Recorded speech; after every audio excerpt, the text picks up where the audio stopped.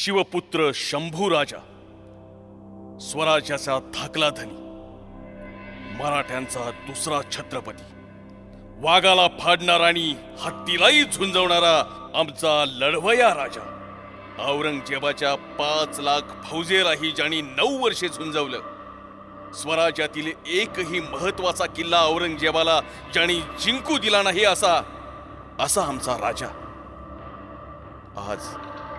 आज 350 वर्षे होऊन गेली, पण खोट्या इतिहासाने कलंकी झालेला आमचा राजा शंभू राजा. वाईट वाटतं, खरंच वाईट वाटतं. खरा संभाजी राजा कोणाला कळलाच नाही. अवघ्या 32 वर्षे वयात आपल्या आयुष्याचं सोनं केलेला, वयाच्या 14व्या वर्षी बुधभूषण नावाचा संस्कृत ग्रंथ लिहिणारा संस्कृत पंडित राजा, 8 भाषांचं ज्ञान असणारा गुणवंत राजा, 120 लढाया खेळला पण एकही हार नाही, एकही तह नाही असा पराक्रमी राजा, परस्त्री माते समान ही शिकवण देणारा आमचा संस्कारी राजा, वाघाच्या जबड्यात घालून हात मोजिती दात ही मर्द मराठ्यांची जात, ही आम्हा मराठ्यांची ओळख करून देणारा आमचा शूरवीर राजा कधीही आम्हाला समजलाच नाही. चला तर मग जाणून घेऊया या मृत्युंजय महापराक्रमी छाव्याची कहाणी.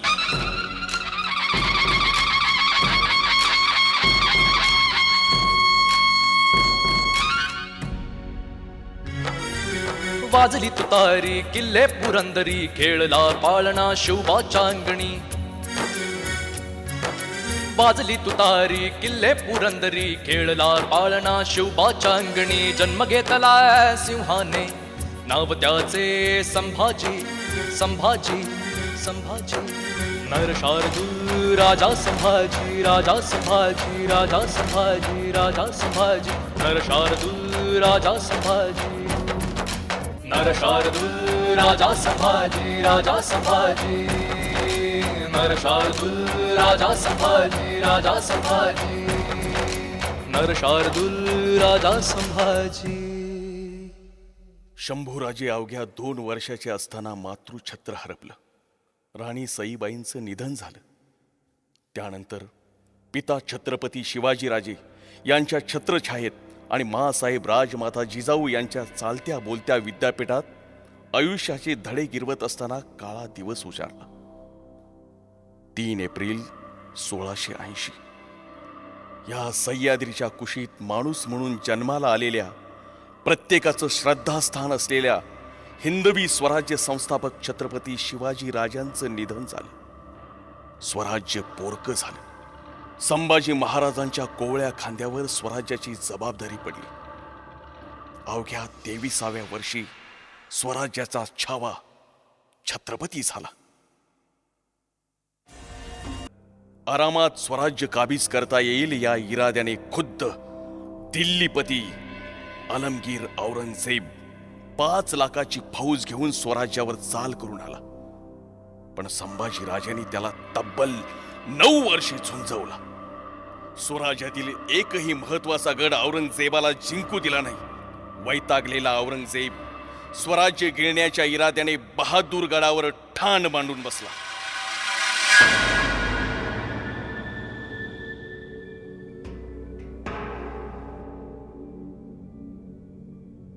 जहापना, जहापना, खुश खबर है जहापना.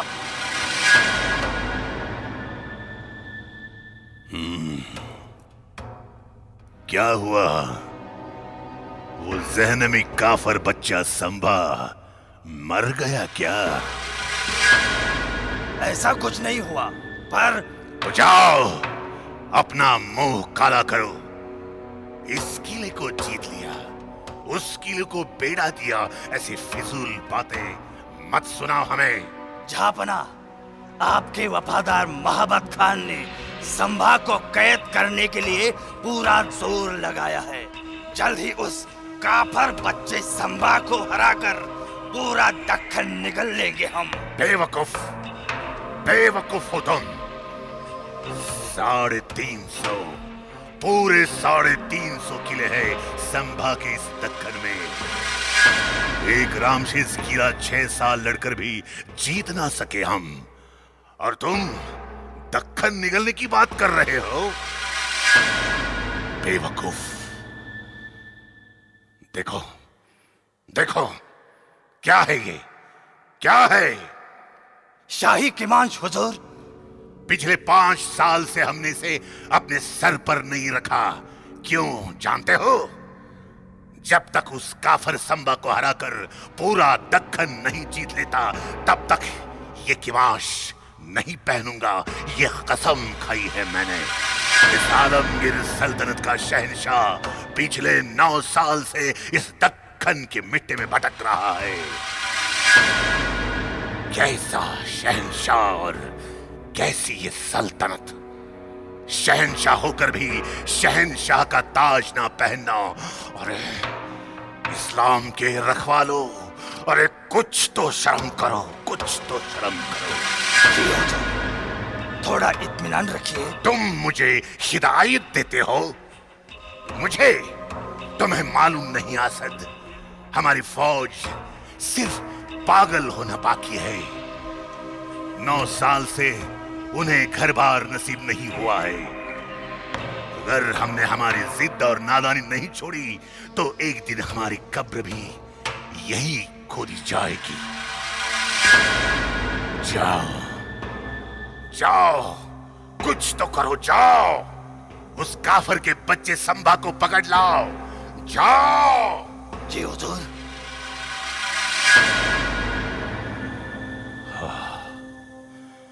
जब तक वो संभा हमारे सामने घुटने टेककर अपने जान की भीख नहीं मांगता, तब तक हमारे कलेजे को ठंडक नहीं मिलेगी। या खुदा, दुश्मन भी दिया तो कैसा दिया, सिवा और संभा जैसा। या अल्लाह।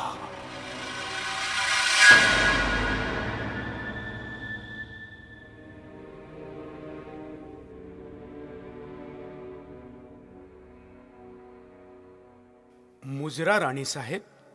दादासाहेब, आपण? यावं यावं, बसावं दादासाहेब. आणि हो, या घडीला आम्ही राणीसाहेब नाही, तर आपली बहीण आहोत. हो, शेवटी आम्ही आपले सेवक आहोत आणि सेवकांना आपली पायरी ओळखून राहावं राणी साहेब. बर, ते जाऊ द्या. बाळ बाळंतीण कसे आहेत? उत्तम. म्हणजे आमच्या येण्याचं कारण आपण जाणलंच असेल. बारशाचं निमंत्रण ना? अगदी बरोबर हेरलं ताई साहेबांनी. बारशाचं निमंत्रण घेऊन आलोय आम्ही. पण हो, बारशाला येताना आपण एकट्या नाही, तर महाराज साहेबांनाही सोबत घेऊन शिरकानात आपली पायधूळ झाडावी अशी इच्छा आहे आमची. या घडीला महाराज साहेबांना घेऊन शिरकानात? स्वराज्याच्या सीमेवर दुश्मनांच्या फौजा ठाण मांडून असताना महाराज साहेबांना आम्ही शिरकानात येण्यासाठी भरीला घालावं, हे योग्य वाटत नाही आम्हास. दुश्मन फौजांची चिंता नसावी ताईसाहेब. सीमेवरच्या मोगल फौजा रोखून धरल्यात आम्ही वतनदारांनी. चुकता हात शिर्के,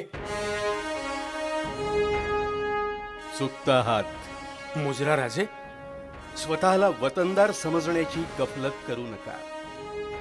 या हिंदवी स्वराज्यात आजपर्यंत आबासाहेब वा आम्ही देखील अद्याप तरी कोणत्याही सरदारांना वतनं दिली नाहीत. आणि हो, आपणास वाटत असेल की आम्हास ठाऊक नाही, पण आम्ही पक्के जाणतो की स्वराज्याच्या सीमेवर मोघल फौजा रोखून धरणारे स्वराज्याचे शिलेदार वेगळेच आहेत. आपण आणि आपले कुटुंबीय मात्र मराठे आणि मोघल या दोन्ही दगडांवर एकाच वेळी हात ठेवून चिंता बाळगता आहात, ती फक्त आपल्या वतनाची. झूट महाराज साहेब, झूट. आमची इमानदारी सर्वसाक्षी आहे. ठीक आहे, तर मग बोला गणूजी. आपले चुलत बंधू कान्होजी शिर्के कोण पायी जाऊन मोगलांना मिळाले, आणि ह्या घडीला शिरकाण सोडून आपण इथं?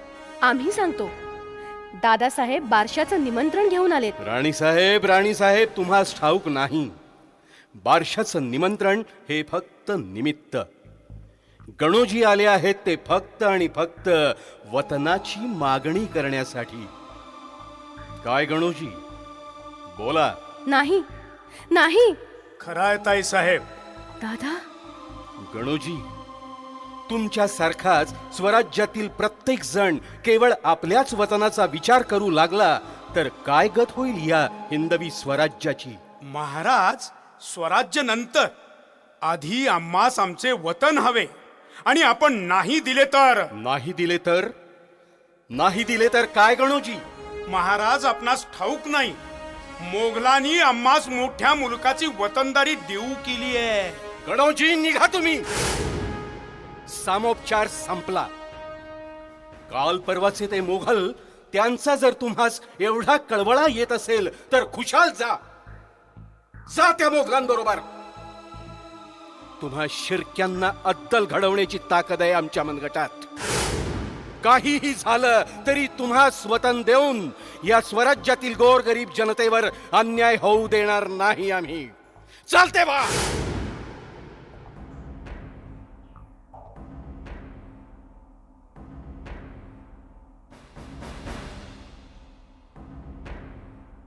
गणोजी शिर्के रागाने निघून जातात ते सरळ औरंगजेबास फितूर होतात. संभाजीराजे संगमेश्वर येथील सरदेसाईंच्या वाड्यावर विश्रांती घेत आहेत. ही खबर ते औरंगजेबास देतात. सक्का मेहुणा पक्का वैरी निघतो.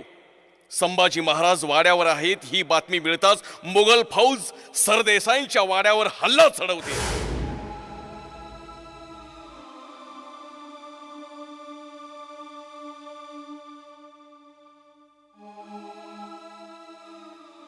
खंडोबल्लाळ, जी राजा. इथं आलेल्या सर्व गोरगरिबांच्या अर्जांची छाननी करा आणि त्यांना योग्य न्याय मिळेल. राजा राजा घात झाला. राजा मालूजी, काय झालं? काय गडबड? राजा वैरी घाट वलांडून संगमेश्वरावर चालून येतोया. अव 600-700 स्वारांचा तांडा हाय. राजा निघा तुम्ही. नाही मालोजी, तुमच्या थकल्या खांद्यांवर स्वराज्य सोपवून जायला राजे झालो नाही आम्ही. मरू इथंच, झुंजूही इथंच, पण रण सोडून पळणार नाही. राज तुम्हास नि खंडोबाची हान आहे. राज राज निघा. राज हो राजाजी, आपण निघावं. आम्ही आहोत इथे. नाही कवीजी, कदापि नाही. अहो, या तलवारीनं फितुरांची मुंडकी छाटली, फिरंग्यांवर जरब बसवली. ती तलवार आम्ही म्यान करू म्हणता?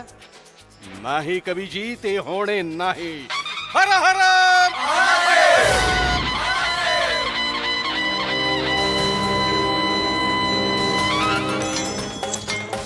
यलगा, टूट पड़ो इन मरहट्टों पर.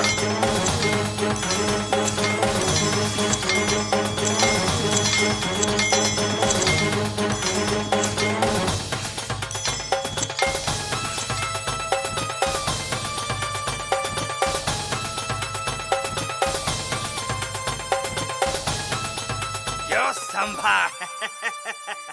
अब कैसे मिजाज है तुम्हारे, हैं? गिधाडांच्या थव्यात आणि लांडग्यांच्या कळपात असावे तसे. अभी भी इतनी गर्मी? एक दो हथियार. सब्र करो इखलास, सब्र करो. सुरमा शेर शौक से हथियार नहीं छोड़ते. जकड़ लो इसे पहले. डाल दो जंजीरें इन हाथों में और जितनी जल्दी हो सके निकलो यहाँ से. अगर इन मरहट्टों को पता चला तो इधर कब्र बना डालेंगे अपनी. चलो.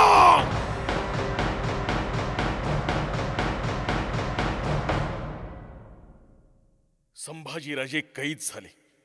मराठ्यांचा छत्रपती अडकला. छावा संभाजी राजा जेरबंद झाला. फितुरांची चाल यशस्वी झाली. संभाजीराजे आणि कवी कलशांना कैद करून मुकर्रफ खान आणि इकलास खान निघाले. संगमेश्वर ते बहादूरगड हे 350 मैलाचं अंतर चालत 4 दिवसात पार केलं. कुत्र माग लागल्यासारखे मुकर्रब आणि इकलास पळत होते. पण दुर्दैव मराठ्यांचं, किल्ल्याच्या तटाशेजारून राजांना नेलं जात होतं, पण तटावरच्या धारकऱ्यालाही माहीत नव्हतं. गावाच्या वेशीवरून त्यांना नेलं जात होतं, पण गावातल्या वारकऱ्याला आणि गावकऱ्यालाही माहीत नव्हतं की आपला राजा कैद झालाय.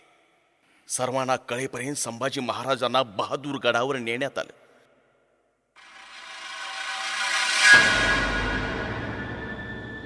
हुजूर हुजूर हुजूर, संभा पकड़ा गया.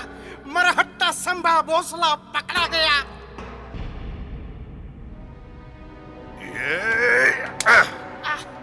बदतमीज,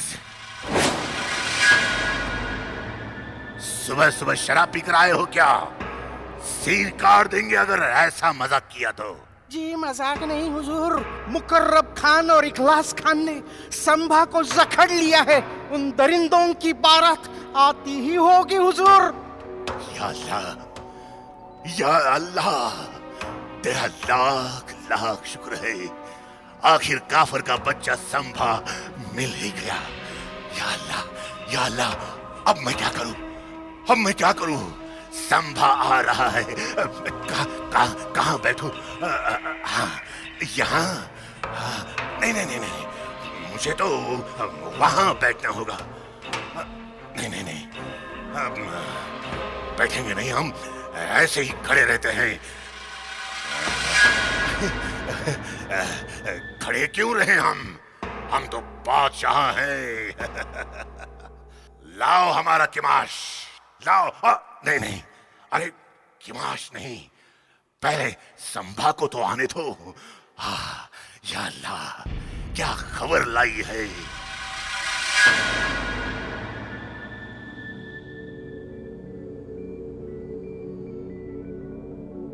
संभा, झुक जाओ अलमपना के सामने. राजा है वो, झुकेंगे नहीं, झुकाएंगे. खामोश, चुप, एकदम चुप. याद रख, कैद में है तू, अल्लाह ताला के दरबार में. चुप रहो. सबूर असद, सबूर.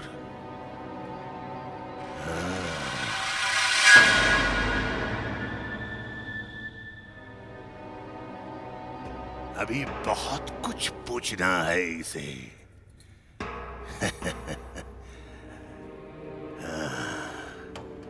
9 बरस का था तब ये मिला था हमें आगरा में, और हमने इसे पूछा भी था, क्यों रे संभा, डर नहीं लगता हमारा?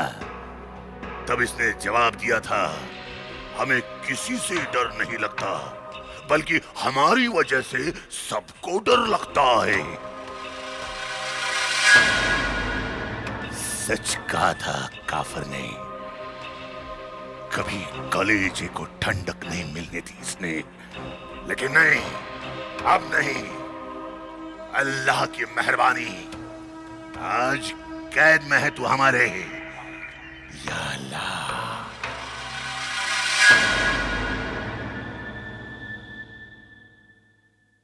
कवीजी, जी राजन. काही काव्य सुचते का हे दृश्य पाहून? होय राजन, का नाही. ऐका. राजन तुम हो सांजे, खूब लड़े हो जंग. वाह, राजन तुम हो सांजे, खूब लड़े हो जंग. देख तुम्हारा तेज, तखत त्यजो औरंग, तखत त्यजो औरंग. बहुत खूप कवीजी. आम्हास पाहून हा औरंगजेब तख्त त्याजून गुडघे टेकून बसलाय.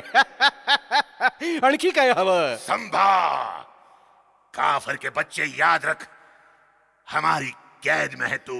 औरंग्या, अरे वाघ जरी जंगलात असला तरी आणि पिंजऱ्यात असला तरी वाघच असतो. अरे दगाबाजी करून पकडलेस तू आम्हास, पण विसरू नको, तू आमच्या मातीत उभा आहेस. इथंच तुझी माती करू. बंदी होकर भी इतनी गर्मी. हो, आहे आहे गरमी. तुझी कबर खोदल्याशिवाय ती थंडी नाही व्हायची. अरे आम्ही मराठ्यांचे छत्रपती आहोत, तुझे नादान शहजादे नाही. खामोश, ऊंची आवाज हमें बिल्कुल पसंद नहीं है. इस वक्त आलमगीर औरंगजेब के सामने खडे हो तुम। औरंग्या विसरलास काय? तुझ्याच दरबारात आवाज चढवून बोलणाऱ्या वाघाचे बछडे आहोत आम्ही। मुकरब खान, क्या है ये? बंदी ये है क्या हम? इतनी मिजाज, या अल्लाह, क्या खिलाते हैं ये मरहटे अपने बच्चों को? क्यों नहीं पैदा हुआ ऐसा एक भी शख्स जनाने में? अरे कसा जन्मेल तुझ्या पोटी संभाजी? तख्तासाठी स्वतःच्या बापाला विष देणारा तू, संभा, स्वतःच्या भावाची खुलेआम कत्ल करणारा तू, कसा जन्मेल तुझ्या पोटी संभाजी? ला हौल वला कुव्वत। अरे हा संभाजी जन्मेल फक्त आणि फक्त शिवछत्रपतींच्या कुशीतच। वाघाची बछडी वाघाच्या पोटीच जन्म घेतात, तुझ्यासारख्या बोकडाच्या नाही। काफर, मुंह बंद रख अपना और बता, पता हमें बुरहानपुर के लूट का छुपाया हुआ शाही खजाना कहाँ है? पता हमें हमारे कौन से सरदार शामिल हो गए तुझसे? सच सच बता संभा, सच सच बता। बड़ी जागीर देंगे तुझे, जान बख्श देंगे हम तेरी। औरंग्या, तख्तासाठी रक्तावर उलटणारी औलाद नाही आमची। संभाल, तुझे तेरी जान प्यारी है या नहीं? खान, अरे पिंजऱ्यात कोंडलेल्या वाघासमोर कुत्रीही गुरगुरायला लागतात। हे साखळ दंड सोड, मग कळेल तुला कोणाचा जीव जोखमीवर आहे। छोड़ दूं इस काफिर को, ताकि ये फिर से हम पर वार कर सके। अरे वार केला तर तो छाताडावर करेन, तुझ्यासारखा पाठीवर नाही करणार। अरे लाखाच्या फौजेत घुसून बोट छाटणारी औलाद आहे आमची। बेमुरवत काफिर बच्चा, किसके जोर पर इतनी घमंड कर रहा है? सब कुछ सच सच बता, वरना तुझे ऐसी मौत देंगे कि ये जमीन और ये आसमां भी कांप उठेगा। अरे हाट पोट्या, मरणाची भीती कोणाला घालतोस? शिवाजी नावाच्या वाघाचे छाबे आहोत आम्ही। इथंच मरू, पण बेईमानी आमच्या रक्तात नाही। करून करून काय करशील? आमचा जीव घेशील ना? जीव गेला तरी 72, पण याद राख औरंग्या, जो मारकर हटा उसे कहते हैं मराठा। हर हर महादेव, हर हर महादेव। इस्लाम के रखवालो, ले जाओ इसे हमारी नजरों के सामने से और निकाल दो इसकी मगरूर आंखें तपती सलाखें डालकर। इसकी आंखें हमें जलाती है। खींच लो इसकी नापाक जबान, तोड़ दो इसके दोनों हाथ और बताने से इनकार कर दे तो काट डालो इसका सर। और हाँ, हर सजा का अमल पहले इस शायर पर करो। हम भी देखेंगे खुद को शेर दिल मानने वाली सिवा की ये औलाद कैसे सुनती है अपने शायर की दिल मिलाट।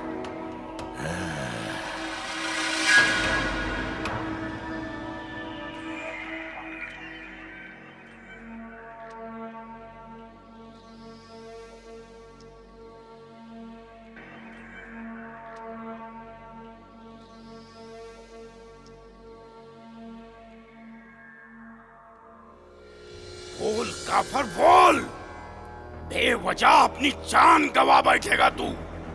अलमपना तुम्हारा बयान चाहते हैं, मौका है तुम्हें आखिरी। बता बता, वरना सिर काट देंगे तुम्हारा।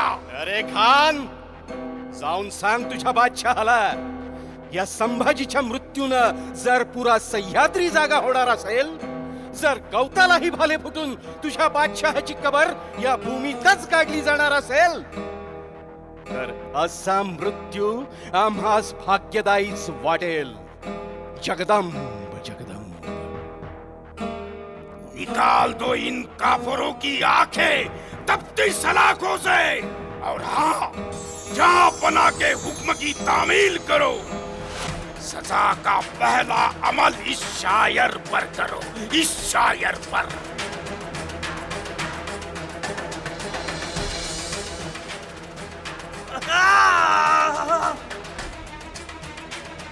40 दिवस, तब्बल 40 दिवस अत्याचार चालला होता. राजांचं कातडं सोलून काढलं, त्यावर मिठाचं पाणी टाकलं. कुणीतरी यायचा, गुडघ्याच्या वाट्या कापून न्यायचा. कुणीतरी यायचा, हाताची बोटं छाटायचा. अरे किती किती सोसला असेल माझ्या राजानं, किती सोसला असेल. आपण शिवछत्रपतींचे पुत्र आहोत. या अस्मितेसाठी, स्वराज्यासाठी, राष्ट्रधर्मासाठी सहन केलं तब्बल 40 दिवस. अखेर तो औरंगजेबी म्हणत राहिला, या अल्लाह, किस मिट्टी से बना था ये. हमने आंखें निकाल दी उसकी, लेकिन उसकी आंखें झुकी नहीं हमारे सामने. हमने जबान काट दी उसकी, लेकिन उसने मांगे नहीं अपनी जबान से रहम के 2 लफ्ज. हमने हाथ काट दिए उसके, लेकिन उसने नहीं फैलाए हाथ हमारे सामने. हमने पांव काट दिए उसके, लेकिन उसने नहीं टेके घुटने हमारे सामने. हमने गर्दन काट दी उसकी, लेकिन उसकी गर्दन झुकी नहीं हमारे सामने.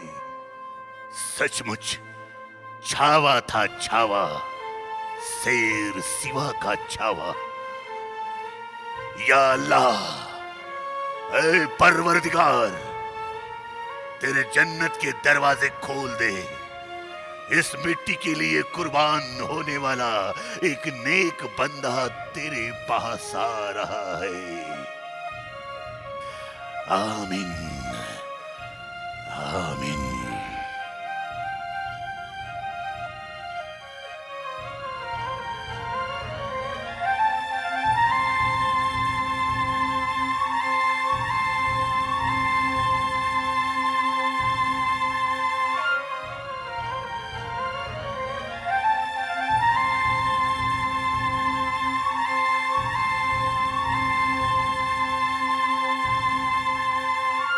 वयाच्या अवघ्या 32व्या वर्षी आपल्या या रणझुंजार राजानं औरंगजेबाला शरण न जाता मृत्यूच्या वेदीवर मस्तक चढवलं.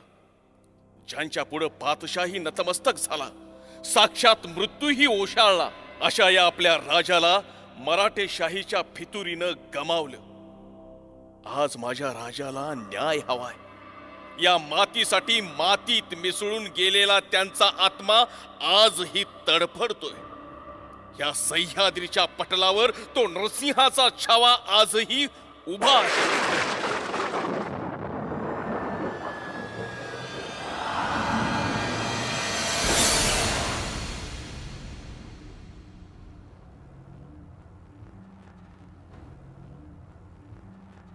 हा शिवपुत्र संभाजी या सह्याद्रीच्या पटलावर पुन्हा पुन्हा जन्म घेईल. इथल्या पाण्याच्या थेंबात आणि मातीच्या कणाकणात मिसळलेल्या रक्ताचा हा अंगार आपल्या मनामध्ये धगधगता ठेवा. अनाजी रूपी घरभेद्यांची कटकारस्थानं आणि औरंग्या रूपी असुरांची आक्रमणं वाढतच राहतील. या साऱ्यांचा मुकाबला करण्यासाठी देव, देश आणि धर्माच्या रक्षणासाठी तुमच्या मनातील संभाजी रूपी अंगार ज्वालामुखी बनून उफाळून येईल आणि सळसळेल पुन्हा मराठमोळ्या धमन्यांमध्ये मराठ्यांचं तेच रक्त. तेव्हा होऊ द्या तुमच्या विचारांचे भाले आणि छातीचे निर्धाराचे कोट.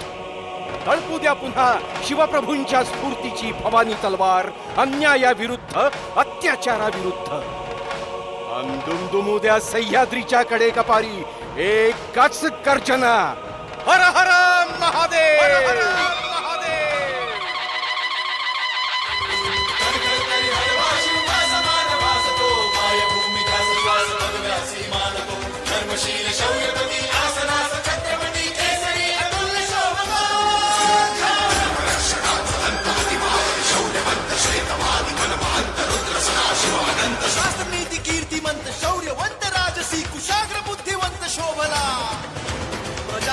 रक्षण्या स्वराज्य सिंधू राखण्या पुनश्च तेज सूर्य लाभला.